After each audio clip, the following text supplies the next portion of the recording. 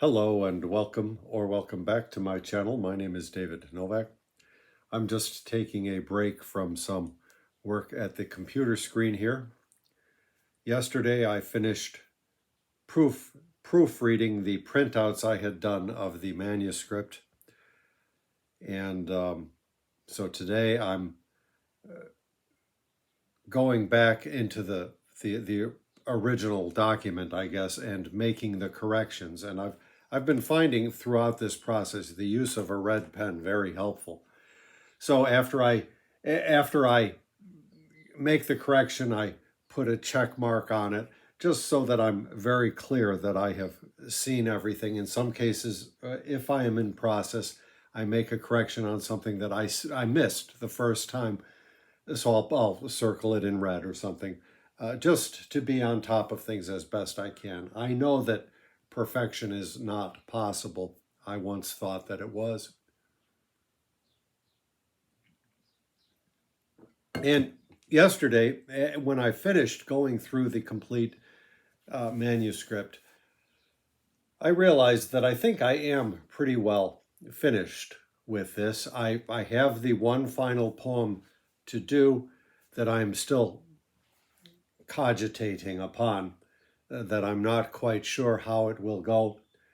But the last poem that I posted was, let me see if I have it here, The Litmus Test. And so going through the whole manuscript, when I got to that last poem in the printout, I looked at it and I thought, if this final poem fails to come and I just cut the manuscript off with the litmus test, I am okay with that. I am satisfied, because I think finally that poem, the litmus test, takes me to a place that I'm comfortable with.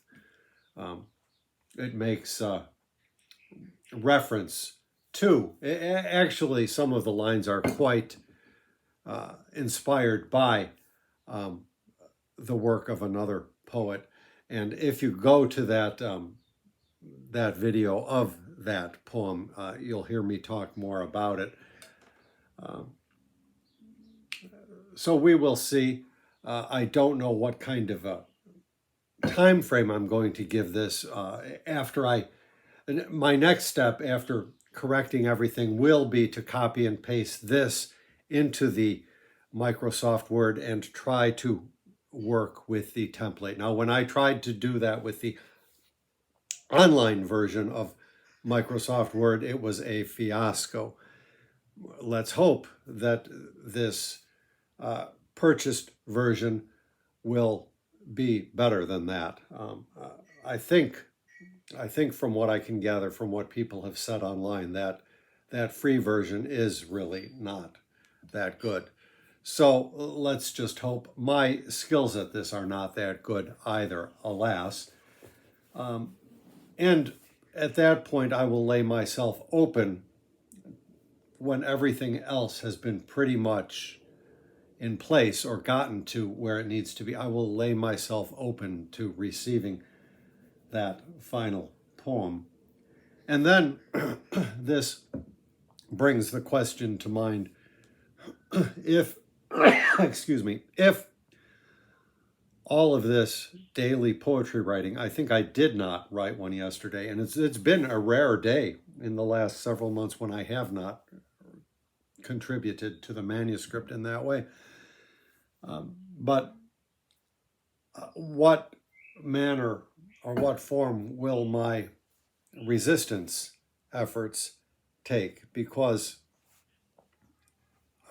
while I feel that probably no more poems in this vein are necessary, I still, as a citizen, want to keep doing what I can, besides from just growing my silvery locks, or whatever they are.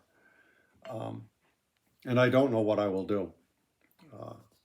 I'm not likely to be going out on the stump trying to promote the book, although I suppose I could get in touch with some resistance organizations when they have meetings and offer my services as a reader of poetry, just a little bit of entertainment. So that might be something fun to do. But I just, as I say, my objective has never really been with the poetry as far as being real strong out there.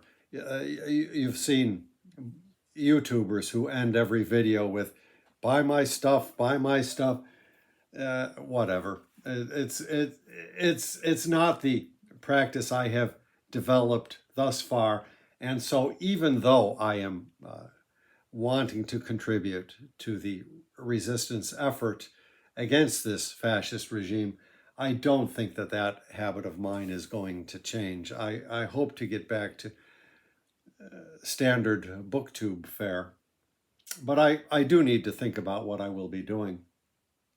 This is already a sizable book, and it occurs to me that probably not entirely, but very largely, we understand what is going on now. This book very well documents, I think, sort of the process of just becoming accustomed to what all of the changes that were being initiated in Washington and elsewhere. It required first just understanding what the heck is going on, and then it required, how do we talk about this? What is the vocabulary that we need for this? And so in my case, I had to learn some new words, such as rendition. Everyone is talking about deportation, and that's how they wanted to frame it. But when you take somebody and just take them to another place and put them in a prison, that is not a deportation, and that is a rendition. And people who have studied this stuff know this, and I think getting the vocabulary is right. Now, I don't know if I should add a little paragraph in the introduction, if I didn't mention it already, to talk about this, because I'm not going to go back and revise a poem that I did on day 7, in which I used the word deportation when I should have used the word rendition. So we'll see how that goes. But I feel that overall, as far as our knowledge of what is going on, this regime has pretty much used up its bag of tricks. I mean, they're going to keep doing things surreptitiously and out in the open, both trying to sneak things through and trying to intimidate people and make people scared. But I think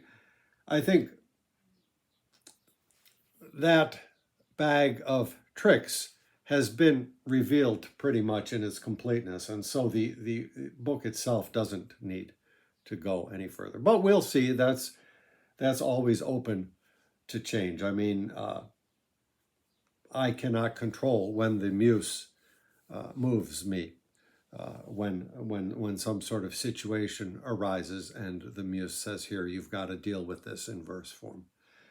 So I'm not sure, crossing my fingers on the Microsoft Word process, and then I have to start thinking about the cover template with lulu.com, where this will be going.